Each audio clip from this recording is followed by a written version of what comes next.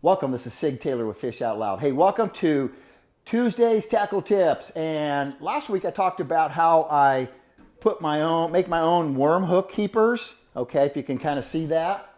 And a couple things that I should have emphasized a little bit more was when you do them yourself, you save about $2 per pack, okay? The other is, because I'm using a paper clip, I can bend this back and forth. So as I'm putting the worm on, I've got this thing bent up along the hook, then I slide the worm up past it, and then I just bend it back. It absolutely works great. And what I want to talk about today is something I've been doing for many, many years.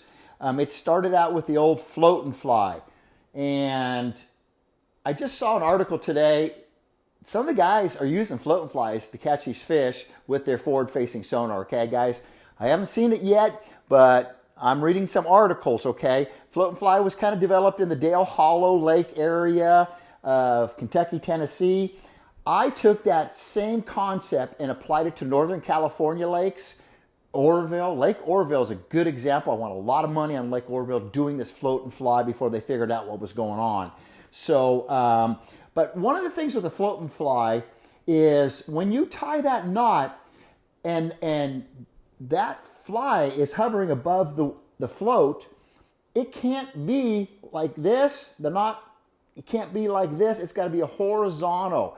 So what I did is I went ahead and bought some clear electrical tubing, heat shrink, okay, what I call it, and that solved my problem there.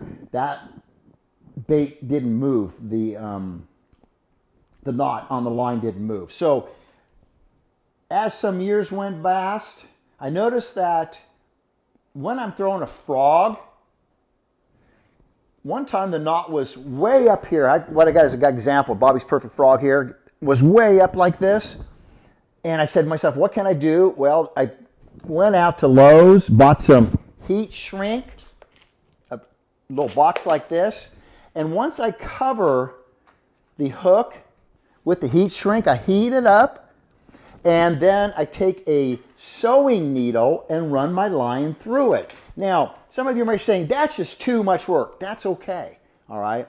But what I'm trying to do is when I notice that I'm not getting the fish like I should be getting in, what can I do to improve that? And with this heat shrink on the eye of the hook, when I run that line through it, that line does not move. Really, really important. That line does not move. So when now that hook is going right straight into the mouth, because if I'm throwing a creature bait and it hits that wood, okay, I have somewhere here I got another hook with 20-pound fluoro on.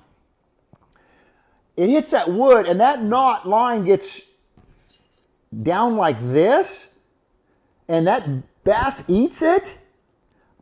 It's going to take a second for me to be pulling up.